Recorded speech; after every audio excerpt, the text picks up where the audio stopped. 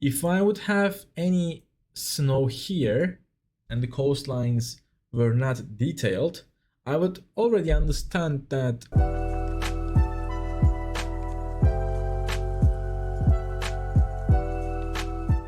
Hello and welcome back, fantasy cartographers. In this episode I want to teach you how you can use colors to plan your maps and make all the steps easier. Normally at this stage, as you know from the previous steps, we would start making rivers and lakes, but this time we are not going to do that. This time we will first color the map. I couldn't show on a very small map because it doesn't really help much, but when the map is bigger it helps much more.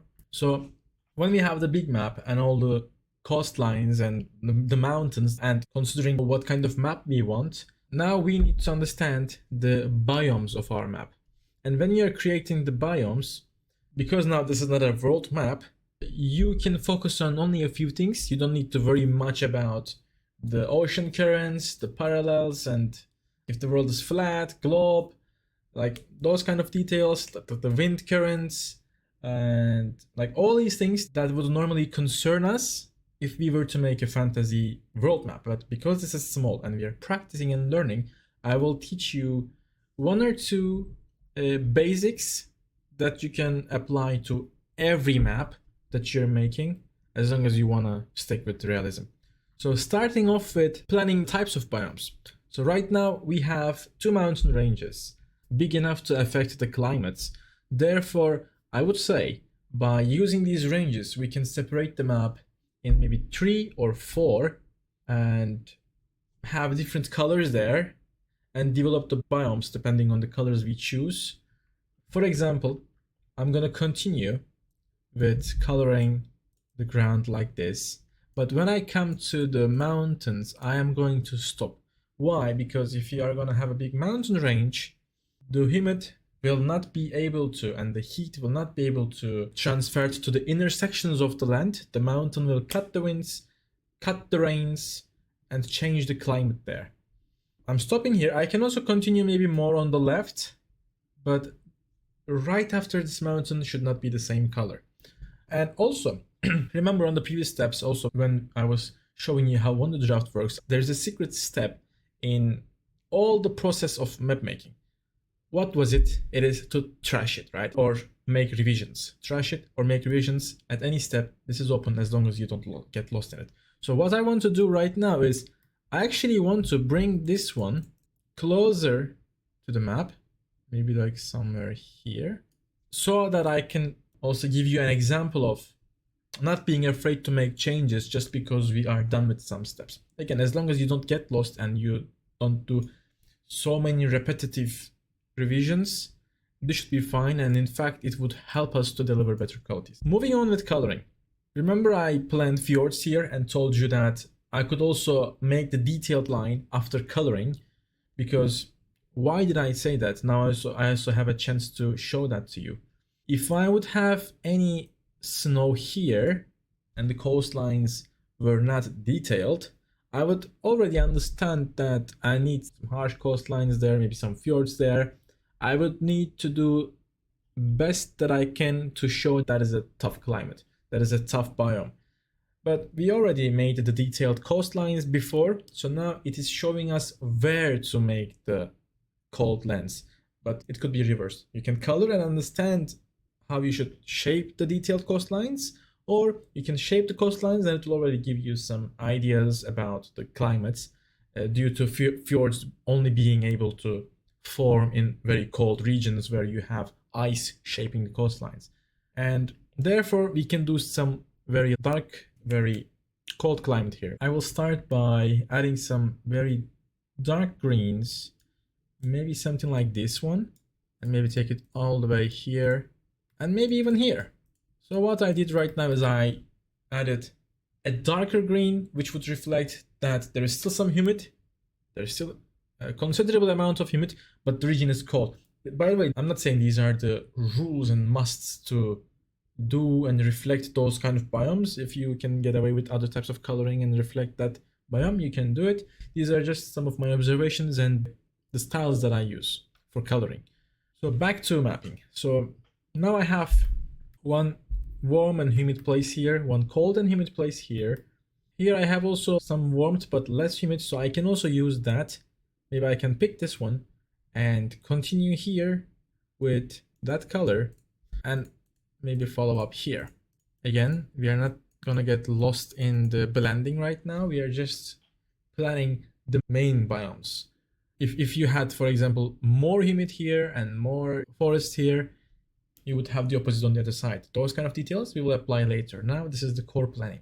And one more thing I could do, I could actually maybe continue with the same here. Actually, let me use this brush, I like it more.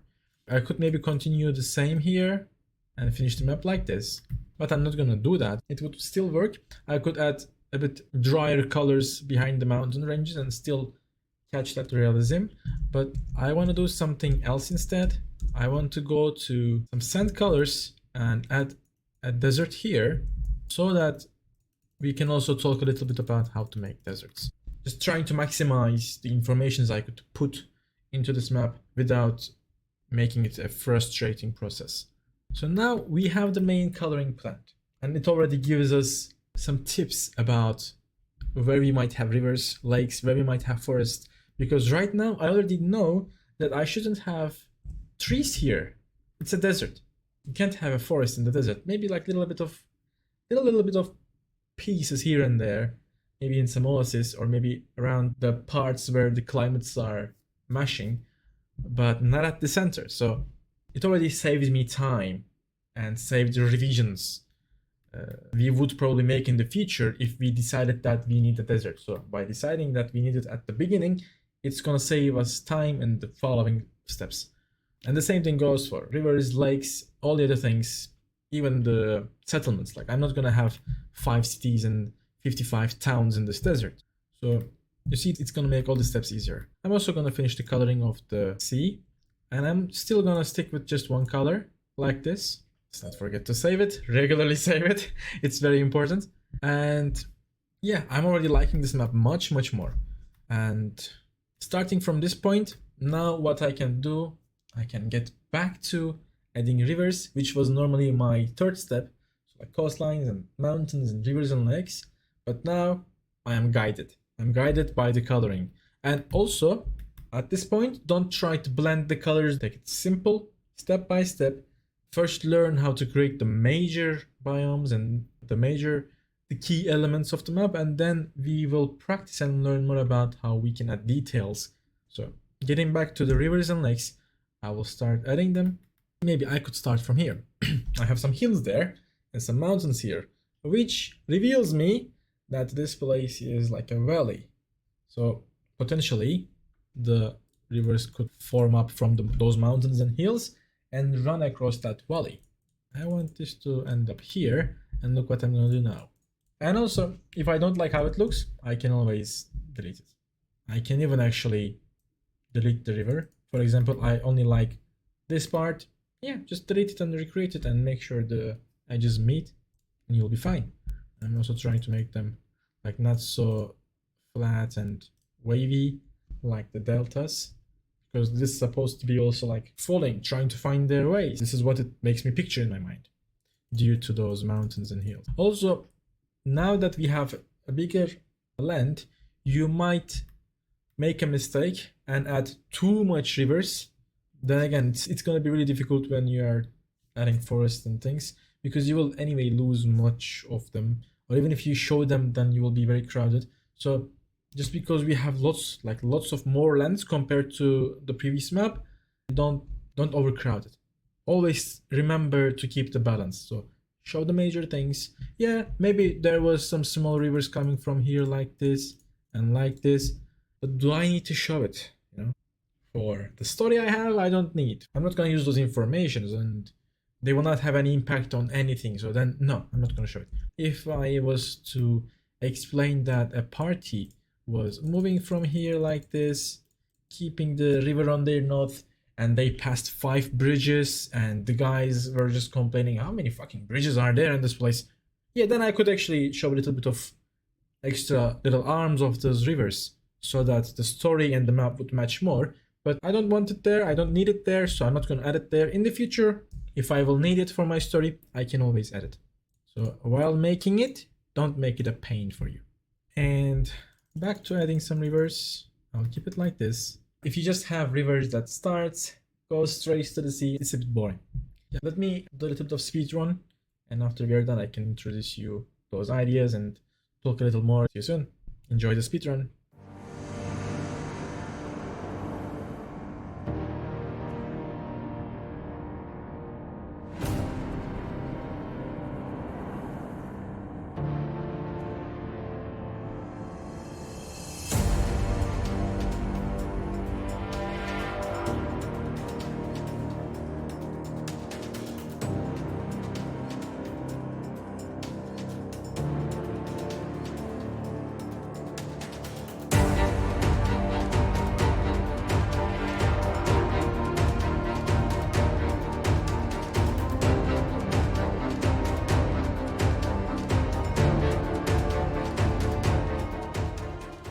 Alright, back to the rivers.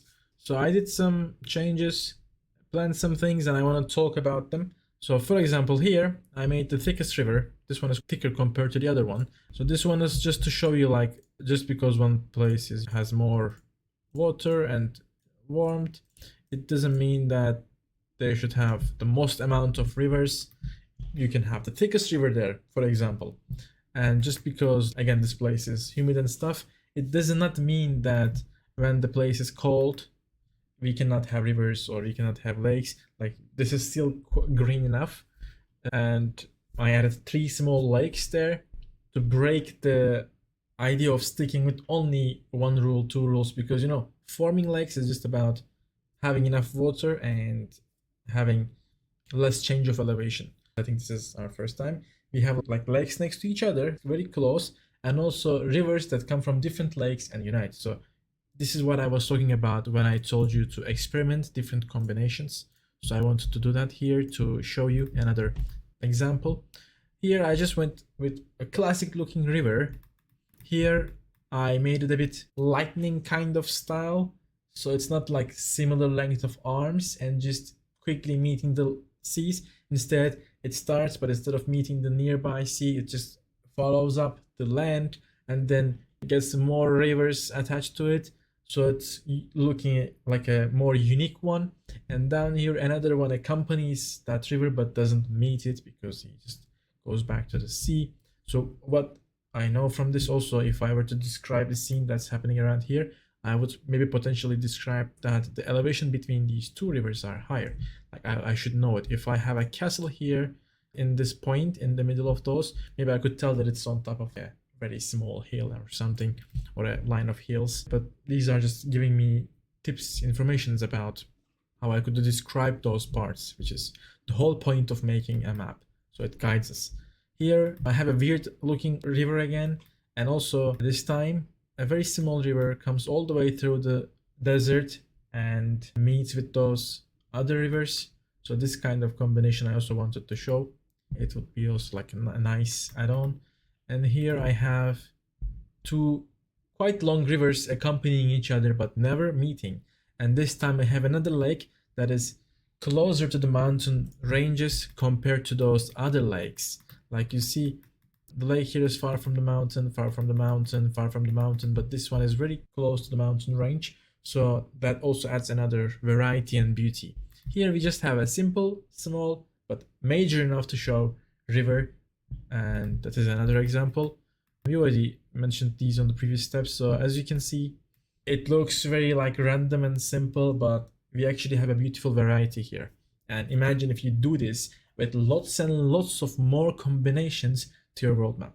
I think it would make a difference. So if you agree, comment down below. Comment, guys, just give me more comments. Come on, join up the process more. And in fact, tag me on Instagram, share your maps so we can help each other and build up a nice community. So back to the topic. That's it for this video. On the next video, I will move to adding vegetations, and maybe we can also on the next video add the dunes to the desert. So that's it for this video. Subscribe and show me some love and support, and I'll see you on the next episode. Bye.